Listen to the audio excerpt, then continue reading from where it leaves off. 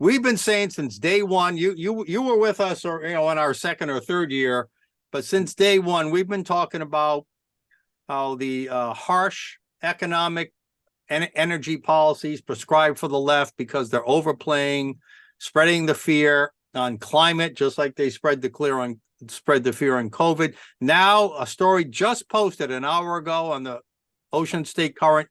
3 new studies suggest global warming alarmism is totally unfounded. Larry, 2 points they make here. One, they put too high a percentage on measuring stations in urban cities where there's a lot of cement and tar and buildings, and it just gets hotter. You know that. Your driveway's a hell of a lot hotter than it is in the countryside. And 2, they put two as a causation, they put too little emphasis on the natural and millions of years, hundreds of millions of years gyrations of the sun. The sun is the most powerful force in our solar system anyway. So, but Larry, there's increasing evidence that the climate change alarmism is completely unfounded. Your thoughts?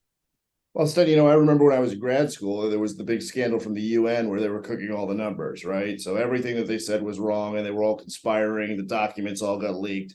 And to me, that was like this massive disqualifying thing. I was I'm not sympathetic, but I was at least open to the idea before that. And then once you saw the fake narrative that we saw later on during COVID, it's the same thing, right? That the insiders collude to tell their narrative in a way that's keeping people out, and they're really just making up numbers as they go. One of my favorite scientists, his name's Dyson, right? So the Dyson Sphere, it's this big giant thing around the sun. It's from science fiction. It collects all the energy.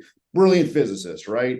He's a super big critic of the global warming narrative. And he says because the computer models don't include trees, they don't include the water, it's just the atmospherics, right? So if you're taking this one little segment of things, and our computer technology just isn't sophisticated enough to model something as complicated as the climate. So all of this is a hoax. And any kind of modeling, as we saw with the COVID modeling, especially here in Rhode Island and worldwide, and as we see with climate change, modeling is all based, and even artificial intelligence is based on the human assumptions fed into it. So it's kind of like, you put bad stuff in, you're going to get, or you put untrue stuff in or biased stuff in, you're going to get untrue or biased stuff out, no matter how smart the machine is or the thinking is. But this is important, and we're going to stay on this. We're going to be spending a lot more time this fall, Larry, as you know, on energy, wind farms. We're going to be talking about this bogus lawsuit that Rhode Island is suing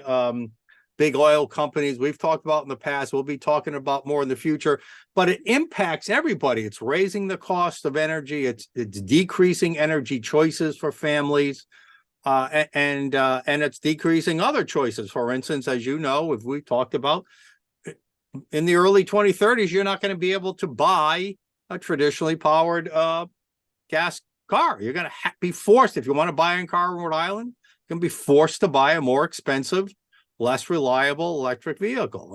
So it really, these are not just policy differences. This is a major cause of inflation, major expense to families and businesses that impacts real people, Larry. Thanks, California, right, for leading the way into disaster for the rest of us, right?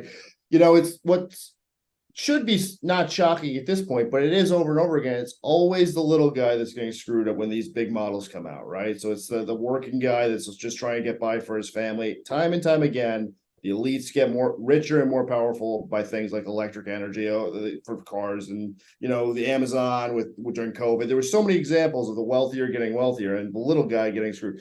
People in this country are fed up, they're angry, and they deserve to be.